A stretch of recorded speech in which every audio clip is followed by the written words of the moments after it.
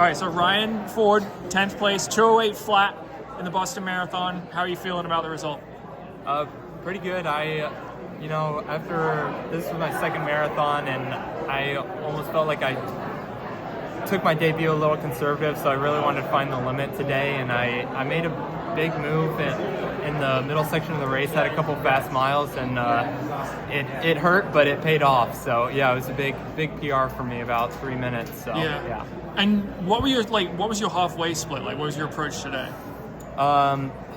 We went through the half in 63:40, so it wasn't a negative split, but we did start out pretty quick with like the rest of the field, and then settled in there. So it wasn't anything too crazy, but yeah, definitely was more aggressive than New York. But that's still almost 2 minutes behind the leaders because they went out really quick. Like, were you surprised that gap was so big? Yeah, I really wasn't aware how fast they were running because after a while we couldn't even see them, but we had a lot of great Americans here today. I did a lot of work early with Zach Panning, Reed Fisher, so we had a solid group, and I just kind of tried to focus on my group. How long were you running with those guys for? Pretty much through the halfway point. So after the half, we hit a lot of streets where it's just very loud cheers, and I was feeling pretty good, honestly, at that point. So I ended up speeding up, and I was like, well, I guess that's my move right there. So did a little bit of solo running, and then from there it was like try to catch the next group. So Were you thinking 2:08 flat? Was that a time you thought was realistic coming in? I didn't want to. I wanted to make sure I respected Boston, respected the distance. I really wasn't sure how it would play out, but I was telling myself I knew from workouts that on a flat course I definitely could run 2:08. But then when I saw the weather report and everything, I'm like, why not just do it here? So that was definitely a time that was in the back of my mind for sure. So, it's interesting that I ended up finishing like dead on. So are you based with Zap down in North Carolina then? I am, yes. Okay, so how long have you been down there for? I've coming up on 3 years now. Okay. Definitely. I started running like 5K, 10K with them. I've just recently moved to the marathon. This is my second marathon, so but I was telling my coach and my agent, I feel right at home at the distance. I love it. So I think I'm full-time marathoner now after number 2. I think for sure. How old are you then? I'm 27. Okay. I had 6 years in college and all that with COVID. So I don't feel super young, but I guess in the world of marathoning, relatively. So. What do you think's led to this sort of breakout in the marathon? Because your debut in New York was pretty impressive as well.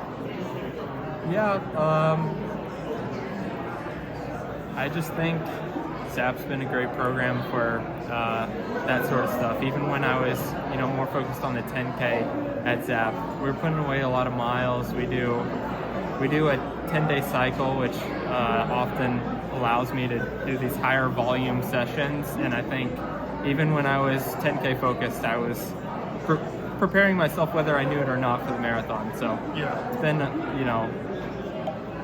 marathoning itself is recent to me, but it's been building. What were your best results in college, and was it tough getting a deal with Zap coming out of college? So I ran 13:34 in college. I ran 28:30. So I made NCAA's my final year in the 5K, but nothing crazy. I think I was 21st at the NCAA championship, so definitely was something that was a bit overlooked, but that's why I'm so thankful for programs like ZAP. There are a few out there, not just ZAP, but ZAP really likes to find those overlooked people, but had a pretty good progression throughout their college career. My final year I transferred from Tennessee Martin to Iowa State, and I saw a lot of improvement in that final 6th year, so I think they were more impressed with my progression than my times. And they honestly believed in myself as much as I believe in myself, and it was a pretty good fit. So yeah. And could you tell back then the marathon was going to be your distance, or did that take longer to figure it out? I think I've always kind of known in the back of my mind. When they first called me, because they've had so many great marathoners, I was like, thanks for the interest, but just so you know, I really have unfinished business on the track. And they're like, oh no, you can do track and all that stuff. So I was like, oh okay. But you know, it's been in the back of my mind for sure for a while. What was the unfinished business on the track? I just feel like I can contend for teams in the 10K, and I think I can still do that with some newfound fitness. I was 8th at the 10K trials this past year, and you know, I still think there's room to grow there. But based on how New York went, I feel like I'm already at a pretty good level for the marathon. So we'll see. It's, you know, every runner wants to do everything. So. I'll have some decisions to make this summer, but yeah. It's a good spot to be in. Yeah. Yeah. All right. Congrats, Ryan. Great run today. So, all right, you wore the Puma shoes. How'd they feel like, and are they as good as the hype that's been, you know, circulating around them? I mean, they felt pretty good. I haven't done like anything besides this in them, but yeah, they felt great today. So I'm happy with it. I got them 2 days ago. So I just did a couple strides in them, and I was like, yeah, they're good. Did you feel like that was a risk at all, like racing a marathon in a pair of shoes you'd never run in before, really?